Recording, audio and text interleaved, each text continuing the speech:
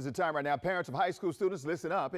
In just over 24 hours, about 35 HBCU colleges will be recruiting high school students right here in the DMV. It's happening at the Bald Eagle Rec Center in D.C.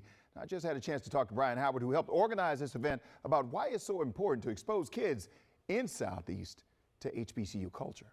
There are more HBCUs out there than just the ones that we hear about normally.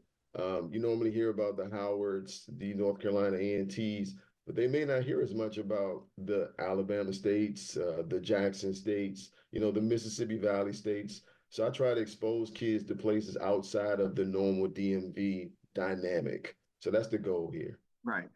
Why do you keep doing this? I mean, what's in it for you? You went to Alabama State, we know that, but why do you keep doing this? And why did you feel like it was so important for you to be a part of this big movement? Sometimes where we grow up, we leave these places and never give back to them. And I'm one of them people where I believe that I need to give back to the community that raised me.